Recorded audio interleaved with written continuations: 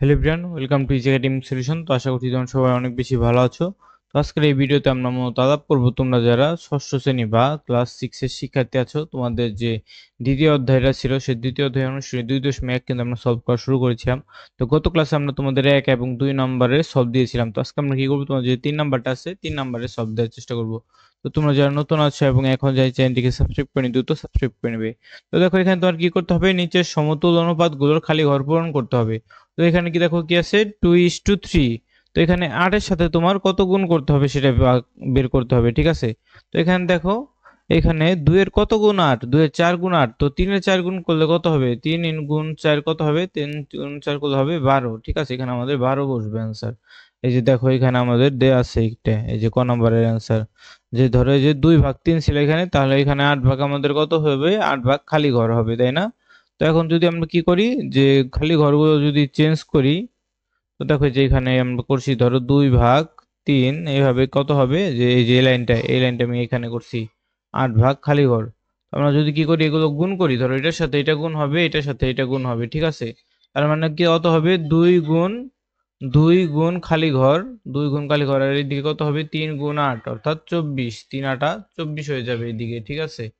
3 8 24, এবং খালি ঘরটা যদি আমরা এইদিকে রাখি তাহলে কত হয়, দেখো উপরে থাকবে 24, নিচে থাকবে 2, অর্থাৎ এখানে দেখো কত হয়ে যায়, এখানে কিন্তু আমাদের 12 হয়ে যায়, অর্থাৎ 12 হয়ে যায় উত্তর। তার মানে আমরা খালি ঘরের মান কত, 12, ঠিক আছে। এই যে এই অঙ্কটাই এইভাবে করতে হবে। এর পরবর্তী ম্যাথটা দেখো কত ছিল, 5/6 আর খালি ঘর ভাগ 36। এটা কিভাবে করব, তুমি প্রথমে কি লিখবে, 5:6 সমান সমান খালি ঘর ইস্টু কত 36। তো এটাকে তুমি কিভাবে করতে পারো, লিখবে 5/6, এবং এখানে কি লিখবে, যে খালি ঘর ভাগ কত 36।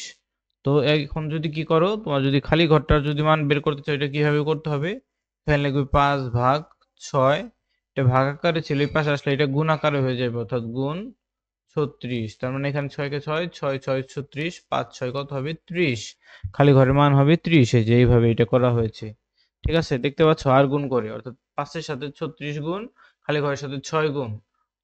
তো এবং যে 6টাকে পরে আমরা এখানে ভাগ করে দিয়েছি। এবং পরের অঙ্কটা দেখো কি আছে, যে 7 খালি ঘর সমান সমান 42 কত 54, ঠিক আছে। এটাকে যদি আমরা করি, দেখো আমরা কি লিখবো, 7 ভাগ খালি ঘর উপরে কত হবে 42/54। তো এখন যদি আমরা কি করি, আর গুণ করি, এটার সাথে এটার সাথে এটা কত হয়, খালি ঘর গুণ হয় 42, আর এখানে কত হয় 7 গুণ 54, 7 গুণ 54। তো খালি ঘরটা যদি আমরা বাম দিকে রাখি তাহলে উপরে কত হবে, 7 গুণ কত হবে, 7 গুণ 54, নিচে হবে কত 42, অর্থাৎ এখানে যদি কাটাকাটি করি, 7 7 কত, 3 7 একুশ, 4 7 5 7 6 7 42, এবং 6 কে যদি 54 দ্বারা কাটি কত হয় আমাদের, 6 নং 54, উত্তর হবে কত 9, খালি ঘরের উত্তর হবে 9, ঠিক আছে। অর্থাৎ খালি ঘরের উত্তরটা এখানে কত হলো 9, ঠিক আছে। এবং এর পরবর্তী যদি আমরা ঘ নাম্বার অঙ্কটা দেখি, ঘ নাম্বার আছে খালি ঘর ইস্টু 9, 63:81। তো এটার উত্তরটা আমরা কিভাবে দিতে পারি, দেখো খালি ঘর ইস্টু 9। তো এখানে আমরা কি করব, যে খালি ঘর ভাগ কত দেব, 9 সমান সমান কত হবে, এখানে যে 63/81। এটার সাথে আমরা খালি ঘরের সাথে 81 গুণ করে কত হয়, খালি ঘর ইন্টু 81, আর এখানে হবে 9 ইন্টু 63।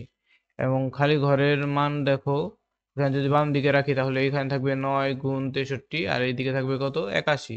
তো এখানে যদি আমরা কাটাকাটি করি, 9 কে 9, 9 নং 81, এবং 9 কে 9, 7 নং 63, উত্তর হয় কত 7। তো এখানে আমাদের খালি ঘরের মানটা কিন্তু 7 হয়েছে। তো তুমি এইভাবে করতে পারো, আমার মতো করেও করতে পারো, ঠিক আছে। এর পরবর্তী ম্যাথ দেখো কি আছে আমাদের 4 নম্বরে, একটি হল ঘরের প্রস্থ ও দৈর্ঘ্যের অনুপাত 2:5। তো এই প্রস্থ ও দৈর্ঘ্যের সম্ভাব্য মান বসিয়ে আমাদের সারণীটি পূরণ করতে হবে। অর্থাৎ এই দৈর্ঘ্যের সাথে যে প্রস্থর গুণ কত হয়, 5 হয়, ঠিক আছে। তো ধরো এখানে যদি আমাদের, যদি এইখানে যদি হল ঘরের পরিমাণ ছিল 5, 5 এর সাথে 2 গুণ করলে কত হয় 10। তো এখানে কত ছিল 5, 5 এর সাথে 5 গুণ করলে কত হয় 25। একই রকম ভাবে এটার সাথে কত হবে 50, যেহেতু দেওয়া আছে, তো 50 কে যদি 5 দ্বারা ভাগ করি তাহলে কত হয় আমাদের 10, ঠিক আছে 10, অর্থাৎ এবং 10 এর সাথে যদি 2 দ্বারা গুণ করি এখানে কত হবে তাহলে 20, ঠিক আছে। এভাবে আমাদের এটা করতে হবে। এবং পরেরটা দেখো কি আছে, যে দ্বিগুণ করে বাড়ছে, সবকিছুই দ্বিগুণ করে বাড়ছে। অর্থাৎ এটা যদি আমরা পূরণ করতে চাই, দেখো সহজ উপায়ে পূরণ কিভাবে করতে পারি আমরা, এখানে এটা করতে হবে, যে 10, 10 দুগুণে 20, 25 দুগুণে 50 দেওয়া আছে, 20 দুগুণে 40, 50 দুগুণে কত হবে 100, 100 দুগুণে 200 এবং 40 গুণ 2 কত হয় 80, 80 গুণ 2 160, 200 গুণ 2 কত হয় আমাদের 400। এটা হবে আমাদের উত্তর। এই যে ঠিক আছে 10 40, তো এই যে এইভাবে আমাদের উত্তরটা করতে হবে। অর্থাৎ ধরো এই যে তুমি এইভাবে করতে পারো যে প্রস্থ দৈর্ঘ্যের অনুপাতে তো দ্বিতীয় অংশের দৈর্ঘ্য কত দেওয়া আছে 50 দেওয়া আছে, এবং দ্বিতীয় অংশের প্রস্থ দেওয়া আছে কত 10। এভাবে তুমি বিভিন্নভাবে দৈর্ঘ্য প্রস্থ এইভাবে 5 দ্বারা ভাগ করে তুমি এই উত্তরটা বের করতে পারো। অর্থাৎ যেটা দেয়া থাকবে সেটাকে তুমি কি করবে, যে সম্ভাব্য মান তুমি বের করবে। অর্থাৎ এই 10কে 2 দ্বারা ভাগ করবে এবং নিজের সংখ্যাটাকে তুমি 5 দ্বারা ভাগ করবে। একই রকম ভাবে 50কে 5 দ্বারা ভাগ করবে এবং যে ফলটা হয় সেটাকে তুমি যদি 2 দ্বারা গুণ করো তাহলে উত্তরটা পেয়ে যাবে।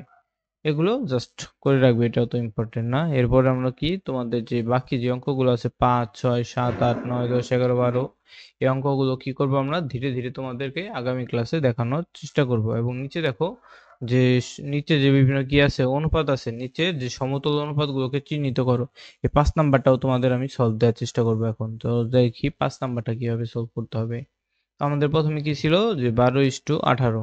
তো এটাকে দেখো আমরা কিভাবে করব, যে এখানে প্রথম আমরা 2 দ্বারা ভাগ করলাম, 2 দ্বারা ভাগ করলে এটা কত হয় 6, এটা কত হয় 9, এটাকে আবার 3 দ্বারা যদি ভাগ করি কত হয় 2, এদিকে হয় কত 3। তো 12:18 এর মান কত হবে দেখো, 12:18 আমাদের মান কত বের হয় 12:18, এই যে এটার মান বের হলো আমাদের 2:3। ঠিক আছে, এরপরে দেখো আমাদের কত ছিল 6:18। তো এই মানটা কিভাবে করবো, এটাকে আমরা 3 দ্বারা ভাগ করলাম, 3 দ্বারা ভাগ করলে কত হয় 2, এটা হয় 6, এবং দেখি আবার আমরা 2 দ্বারা ভাগ করলে কত হয় 1 গুণ কত হয় যে 1:3। ঠিক আছে, অর্থাৎ 6:18 তোমাদের পরে 2 6 1 3 সমতল অনুপাত, এবং এখানে আমাদের কত যে 12:18 6 9 2 3 সমতল অনুপাত। ঠিক আছে, এভাবে আমরা এই অনুপাতগুলো লিখবো। অর্থাৎ যে অনুপাতগুলো পাই তিনটাকে আমরা একভাবে লিখবো এবং লিখবো সমতল অনুপাত। একই রকম ভাবে আমরা যদি 15কে যদি করি, 15কে যদি 5 দ্বারা ভাগ করি কত হয় দেখো, এখানে 15 আর 10 দেওয়া আছে, তো 5 দ্বারা ভাগ করলে কত হয়, এখানে হয় 3 অনুপাত কত হয় আমাদের দেখো 3 অনুপাত হয় 2। অর্থাৎ এখানে আমরা কি লিখবো যে 15:10, 3:2 সমতল অনুপাত। সমতল অনুপাত অর্থাৎ যে অনুপাতগুলো পাই সেগুলো আমরা সুন্দর মতো লিখে রাখবো। এরপরে দেখো আমাদের এই অঙ্কগুলো মোটামুটি শেষ হয়ে গেছে। যে এইভাবে আমরা এই যে এই অনুপাতগুলো দেখার চেষ্টা করলাম, এই যে এগুলো সমতল অনুপাত কিনা সেগুলো আমাদের চিহ্নিত করতে হবে। তো আমরা কোনটা কোনটা সমতল অনুপাত পেলাম দেখো, আমাদের সমতল অনুপাত পেয়েছি আমরা এখানে উত্তরে যে 12:18 6 9 2 3। অর্থাৎ এই যে 12:18 দেখতে পাচ্ছ যে 12:18, এরপরে কি আছে আমাদের এই যে এগুলো আমরা গোল চিহ্ন দিচ্ছি 12:18, এরপরে কি আছে যে 6 9 2 3, এগুলো সমতল অনুপাত। এবং পরেরটা কি কি পেয়েছি 6:18 2 6 1 3। দেখো এখানে 6:18, এবার কি ছিল আমাদের যে 2 6 এবং 1 3, হ্যাঁ এগুলো সমতল অনুপাত। এবং লাস্টে আমাদের কত বের হয়েছে দেখো, লাস্টে বের হয়েছে 15 10 3 2 12 18।